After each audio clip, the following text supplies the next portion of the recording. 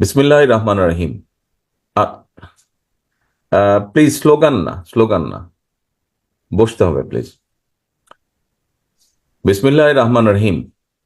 আজকের আমরা বিএনপি পরিবার কর্তৃক আয়োজিত আজকের এই অনুষ্ঠানের সম্মানিত সভাপতি, মঞ্চে উপস্থিত জনাব রুহুল কবির রিজভী, উপস্থিত আমরা বিএনপি পরিবারের মঞ্চে উপস্থিত নেতৃবৃন্দ, আমার সামনে উপস্থিত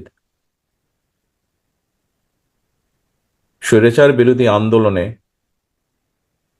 আহত সম্মানিত ব্যক্তিবর্গ, উপস্থিত আমন্ত্রিত অতিথিবৃন্দ এবং সাংবাদিক ভাইরা, আসসালামু আলাইকুম। আজকে আমরা এখানে যে একত্রিত হয়েছি, আমরা একত্রিত হওয়ার একটি লক্ষ্য বা মূল লক্ষ্য বা কারণ হচ্ছে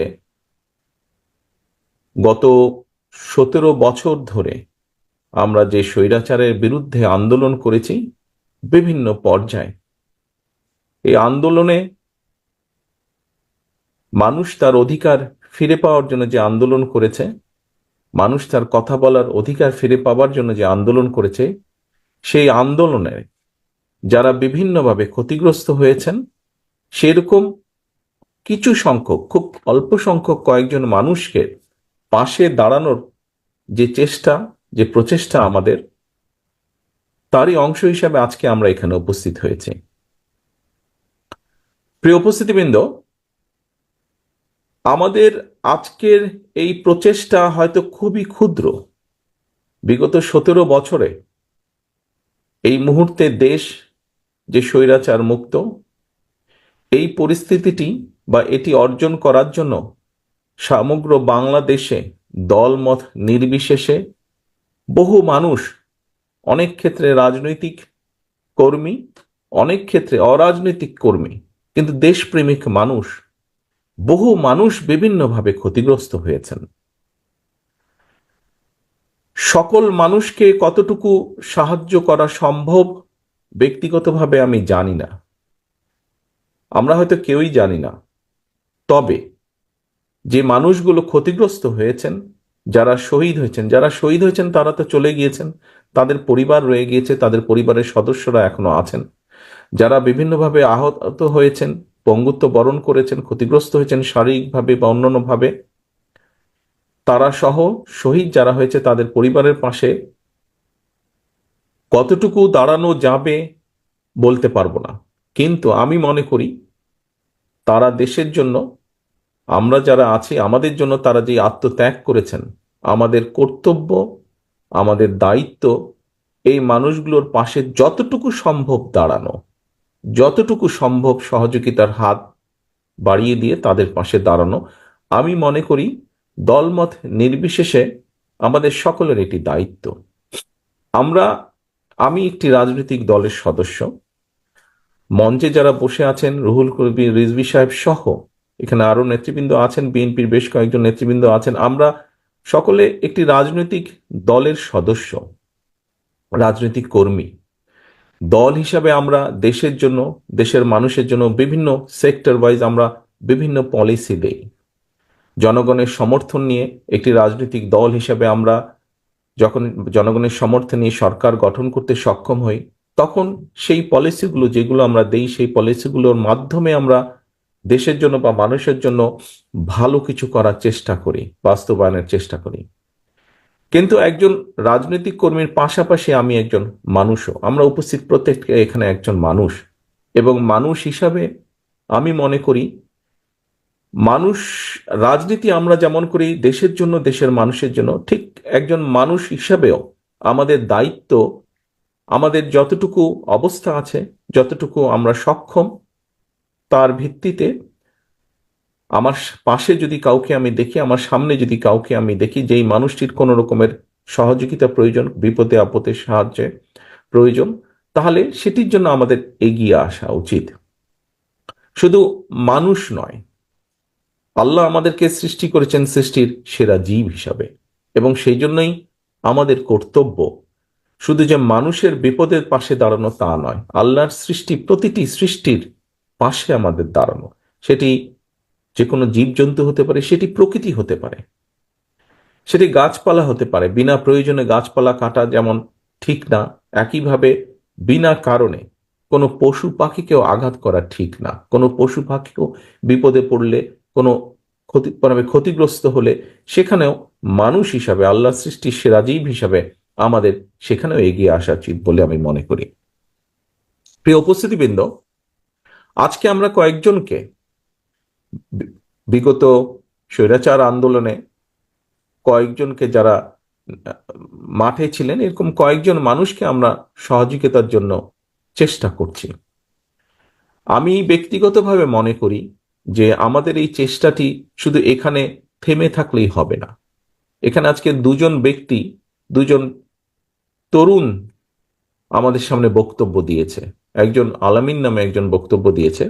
আলামিন তার বক্তব্যে বলেছে যে ডাক্তার তাকে বলেছে হয়তো আর কিছু করা সম্ভব নয়। তবে আমি এখানেই হাল ছেড়ে দিতে চাই না। আজকে আমরা এখানে হয়তো হুইল চেয়ার দিচ্ছি কারণ তাদের কোনো কারণে তারা পঙ্গুত্ব বরণ করেছেন। সায়েন্স বর্তমানে অনেক দূর এগিয়ে গিয়েছে। আমি দৃঢ়ভাবে বিশ্বাস করতে চাই যে আজ না হলেও কাল, কাল না হলেও পরশু হয়তোবা আমরা এমন কোনো চিকিৎসা তাদেরকে দিতে সক্ষম হব যে চিকিৎসার সুবিধার কারণে তারা হয়তো আবার আগের মতন হাঁটতে চলতে ফিরতে পারবেন নিজের পায়ে, হুইল চেয়ারের প্রয়োজন হবে না। আমি এভাবে জিনিসটিকে দেখতে চাই। আজকের শুধু এই 10 জন নয়, সারা বাংলাদেশে এরকম বহু মানুষ আছে যারা আত্মত্যাগ করেছেন। কতজনকে আমরা করতে পারবো, সেই চিকিৎসার সুবিধা দিতে পারবো সেটি বলতে পারবো না। তবে থেমে বা বসে থাকলে বোধহয় ঠিক হবে না। যে কয়জনকে আমরা পারি সে কয়জনের প্রতি আমাদের এগিয়ে আসা উচিত বলে আমি মনে করি। এবং শুধু রাজনৈতিক দল হিসেবে নয়, শুধু একজন ব্যক্তি হিসেবে আমরা নয়, আমি আজকে আহ্বান করব সমাজের প্রতিটি মানুষকে, যাদের যতটুকুই সামর্থ্য আছে, যাদের যতটুকুই সাধ্য আছে, সেই সাধ্য অনুযায়ী তারা যদি এগিয়ে আসেন, আমরা বহু মানুষকে সাহায্য করতে সক্ষম হব। কারণ সমাজ এভাবেই চলে সামনের দিকে, একজনকে আরেকজন সাহায্য করার মাধ্যমেই সমাজ ধীরে ধীরে এগিয়ে যায়।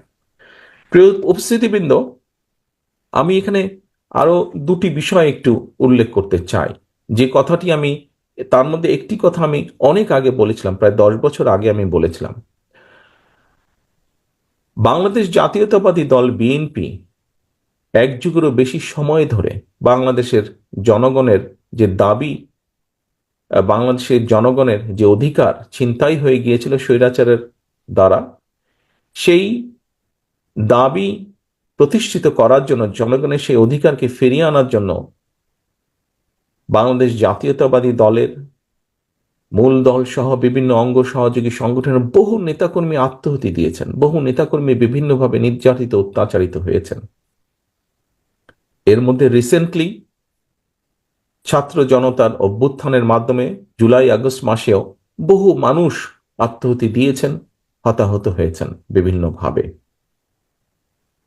ভবিষ্যতে ইনশাল্লাহ জনগণের সমর্থন নিয়ে বিএনপি সরকার গঠনে সক্ষম হলে যারা শহীদ হয়েছেন সারা দেশে, স্বৈরাচারকে বিদায় করার জন্য যারা নিজের জীবন উৎসর্গ করেছেন, এরকম প্রতিটি মানুষের নামে বিভিন্ন এলাকায় রাষ্ট্রের যে প্রতিষ্ঠানগুলো তৈরি হবে, এই মানুষগুলো যাতে হারিয়ে না যায়, তাদের নাম যাতে হারিয়ে না যায়, সেজন্য রাষ্ট্রীয় যে সকল প্রতিষ্ঠান বিভিন্ন এলাকায়, সেটি থানা পর্যায়ে হোক, জেলা পর্যায়ে হোক, বিভাগ পর্যায়ে হোক, ঢাকা শহরে হোক, বিভিন্ন স্থানে এই শহীদদের নামে সেই প্রতিষ্ঠানগুলো নামকরণ করার একটি প্রস্তাবনা আমাদের রয়েছে, ইচ্ছা আমাদের রয়েছে।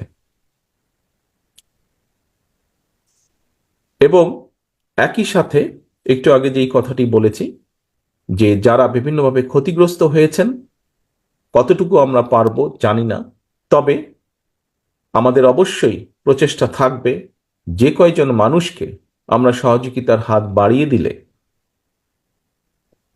তারা কিছুটা হলেও সুস্থ হয়ে উঠতে পারবেন, সেই প্রচেষ্টা আমরা গ্রহণ করব।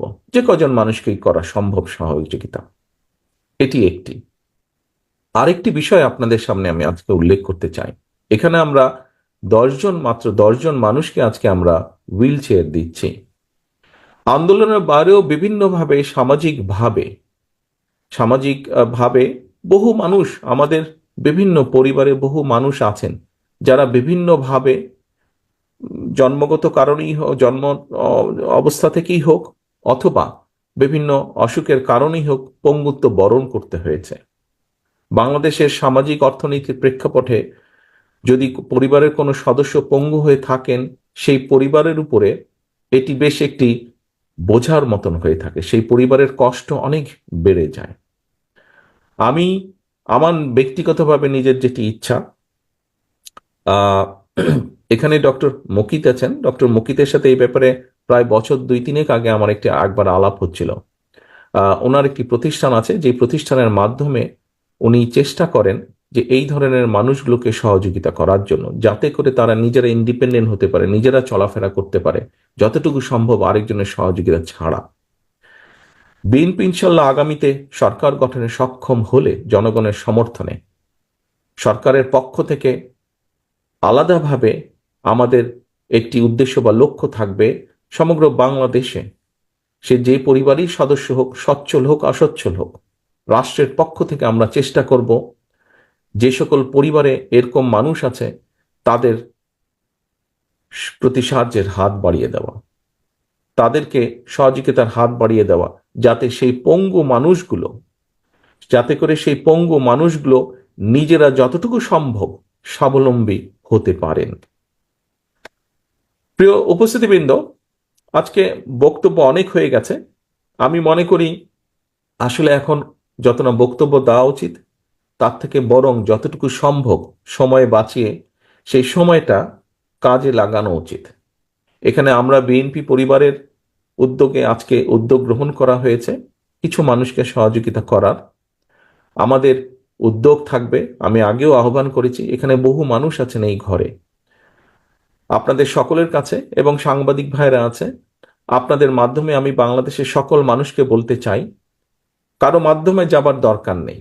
আপনি নিজে যদি মনে করেন যে আপনি 1জন হোক, 2জন হোক, 5জন হোক, আপনার সামর্থ্য অনুযায়ী আপনি কাউকে সহযোগিতা করতে পারবেন, সেই মানুষটিকে কিছুটা হলেও চলাফেরায় হোক বা ভিন্নভাবে হোক স্বাবলম্বী করে দেওয়ার দয়া করে সহযোগিতার হাত বাড়িয়ে দিবেন। কোনো সংগঠনের সাথে জড়িত হবার প্রয়োজন নেই। আপনি সংগঠনের সাথেই যে জড়িত হতে হবে একটি কাজ করার জন্য, নট নেসেসারি। আপনি নিজ উদ্যোগে আপনার অবস্থান থেকে আপনি করতে পারেন। আমরা সকলে যদি সকলের সহযোগিতায় এগিয়ে আসি, আমি দৃঢ়ভাবে বিশ্বাস করি আজ না হলেও কাল, কাল না হলেও পরশু আমরা যেরকম একটি বাংলাদেশ নিজেদের মনে কল্পনা করি, সেই বাংলাদেশের সূচনা আমরা দেখতে সক্ষম হব বলে আমি বিশ্বাস করি। পরিশেষে আবারও আজকে যারা এখানে উপস্থিত হয়েছেন সকলে সুস্থতা কামনা করে, বিশেষ করে যে মানুষগুলো পাশে আমরা দাঁড়ানোর আজকে চেষ্টা করছি, আমরা যাতে আরো বেশি সংখ্যক মানুষের প্রতি সহযোগিতার হাত বাড়িয়ে দিতে পারি, সেই দোয়া চেয়ে, সেই প্রত্যাশা রেখে আমার বক্তব্য শেষ করছি। আল্লাহ হাফেজ। বাংলাদেশ জিন্দাবাদ। বাংলাদেশ জাতীয়তাবাদীদের